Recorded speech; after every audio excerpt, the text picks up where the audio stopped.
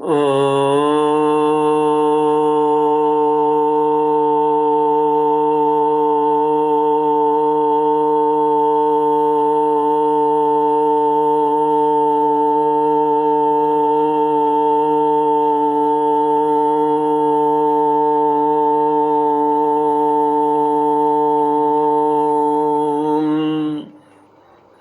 श्री गुरुचरण कमलेभ्यो नमः। श्री गणेशाय नमः। श्री सरस्वत्यै नमः। श्री विष्णवे नमः। श्री कृष्ण गोविंद हरे मुरारे, हे नाथ नारायण वासुदेव। श्री कृष्ण गोविंद हरे मुरारे, हे नाथ नारायण वासुदेव। ओम नमो भगवते वासुदेवाय। ओम नमो भगवते वासुदेवाय। कृष्णाय वासुदेवाय हरये परमात्मने प्रणतक्लेशनाशाय गोविन्दाय नमो नमः। कृष्णाय वासुदेवाय हरये परमात्मने प्रणतक्लेशनाशाय गोविन्दाय नमो नमः। सच्चिदानन्दरूपाय विश्वोत्पत्त्यादिहेतवे तापत्रयविनाशाय श्रीकृष्णाय वयं नमः। सच्चित आनंद स्वरूप परमात्मा जो सृष्टि के उत्पत्ति, पालन और श्रृंगार करता है तथा जीवों के आध्यात्मिक, आदि दैविक, आदि भौतिक तापों को नष्ट करने वाले हैं, अर्थात जीवों के मानसिक, शारीरिक और भौतिक दुखों को दूर करने वाले हैं, उन श्री कृष्ण भगवान को हम नमस्कार करते हैं। श्री कृष्ण गोविंद हरे मुरारे, हे नाथ नारायण वासुदेव। श्रीमद् भागवत चतुर्थ स्कंद नवमोऽध्याय श्लोक 30 से। ध्रुव उवाच समाधिना नैक भवेन् यत्पदं विदुस्सनन्दादय ऊर्ध्वरेतस मासेरहं षड्भिरमुष्य पादयोः छायामुपेत्यापगत पृथङ्मतिः। श्रीमद् भागवत चौथा स्कंद 9वां अध्याय श्लोक 30 से। ध्रुव जी द्वारा भगवान से उनकी भक्ति के बजाय परम पद की इच्छा की। मैत्री जी ने कहा, विदुर जी, ध्रुव जी का हृदय अपनी सौतेली माता के वाग बाणों से बिंध गया था तथा वर मांगने के समय भी उन्हें उनका स्मरण बना हुआ था। इसी से उन्होंने मुक्तिदाता श्री हरि की से मुक्ति नहीं मांगी।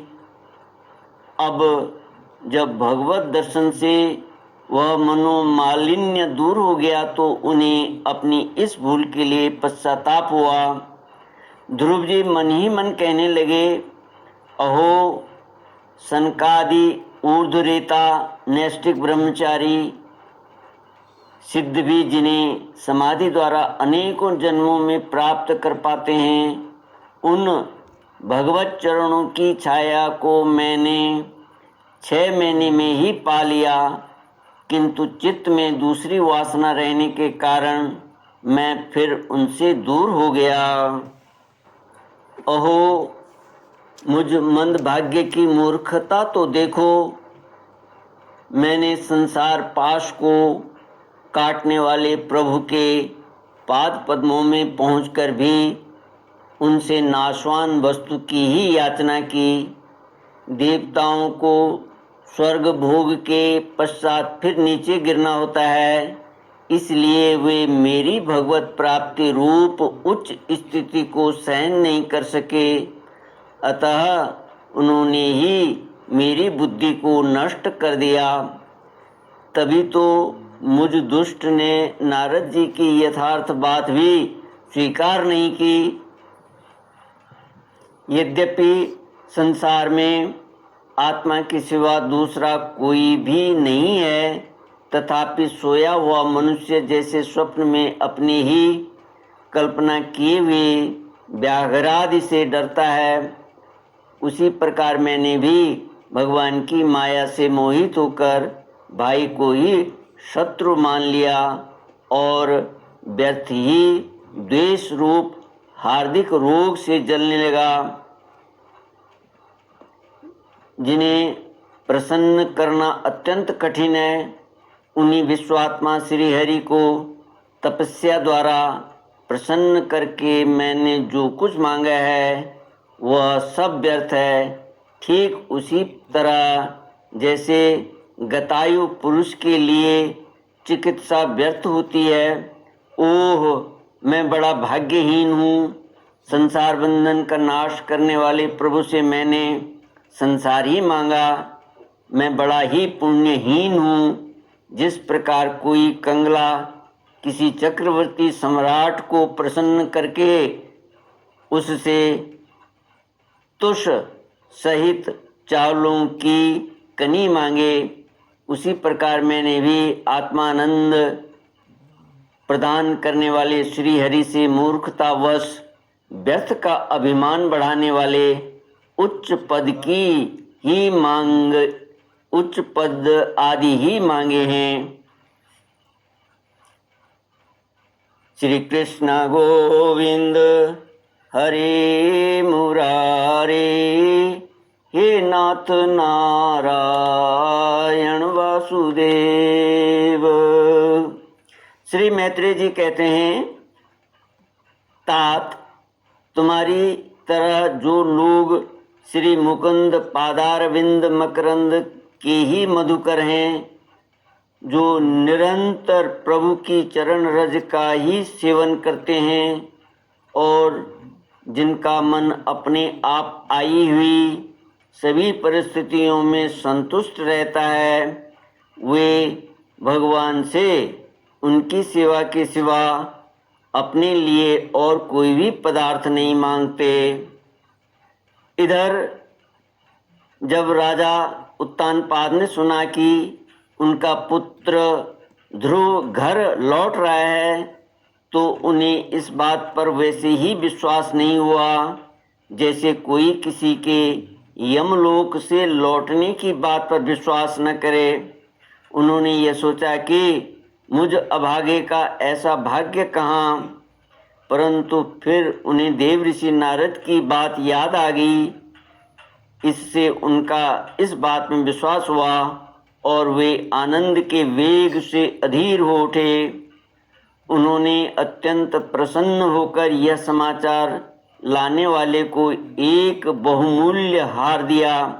राजा उत्तानपाद ने पुत्र का मुख देखने के लिए उत्सुक होकर बहुत से ब्राह्मण कुल के बड़े बूढ़े मंत्री और बंधुजनों को साथ लिया तथा एक बढ़िया घोड़ों वाले सुवर्ण जटित रथ पर सवार होकर वे झटपट नगर के बाहर आए।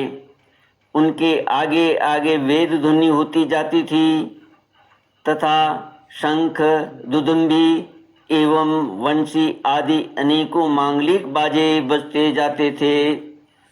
उनकी दोनों रानियां सुनीति और सुरुचि भी सुवर्णमय आभूषणों से विभूषित हो राजकुमार उत्तम के साथ पालकियों पर चढ़कर चल रही थीं।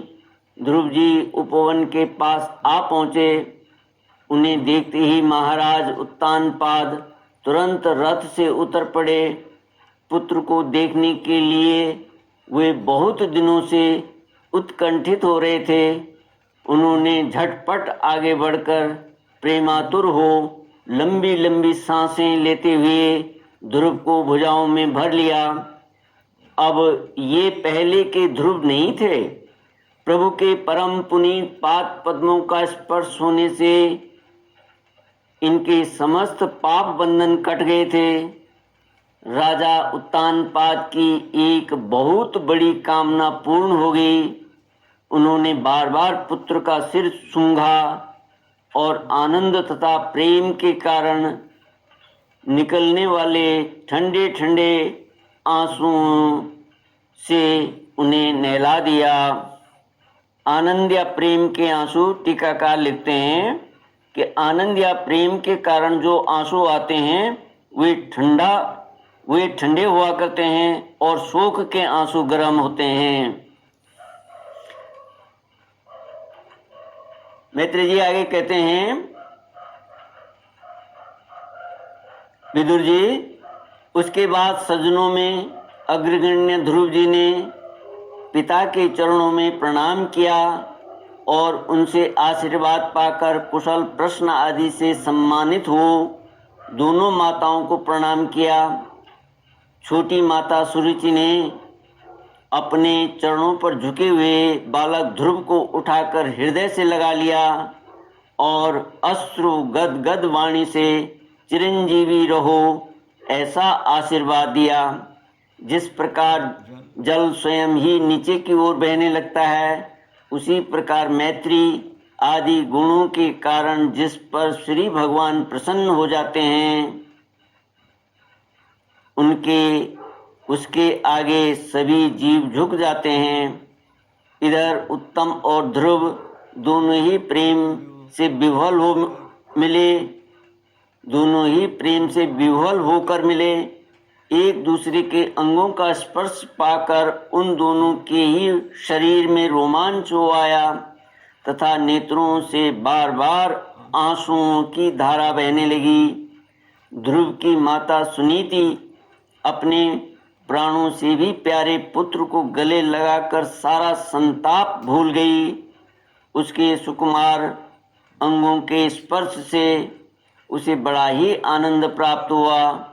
वीर वर विदुर जी, वीर माता सुनीति के स्तन उसके नेत्रों से झरते हुए मंगलमय आनंदाश्रुओं से भीग गए और उनसे बार बार दूध बहने लगा। उस समय पूर्ववासी लोग उनकी प्रशंसा करते हुए कहने लगे, महारानी जी, आपका लाल बहुत दिनों से खोया हुआ था, सौभाग्यवश अब वह लौट आया। यह हम सब का दुख दूर करने वाला है, बहुत दिनों तक भूमंडल की रक्षा करेगा। आपने अवश्य ही शरणागत भयभंजन श्री हरि की उपासना की है। उनका निरंतर ध्यान करने वाले धीर पुरुष परम दुर्जय मृत्यु को भी जीत लेते हैं। विदुर जी, इस प्रकार जब सभी लोग ध्रुव के प्रति अपना लाड प्यार प्रकट कर रहे थे, उसी समय उनके भाई उत्तम के सहित हथनी पर चढ़ाकर महाराज उत्तानपाद ने बड़े हर्ष के साथ राजधानी में प्रवेश किया। उस समय सभी लोग उनके भाग्य की बड़ाई कर रहे थे। श्री कृष्ण गोविंद हरे मुरारी, हे नाथ नारायण वासुदेव।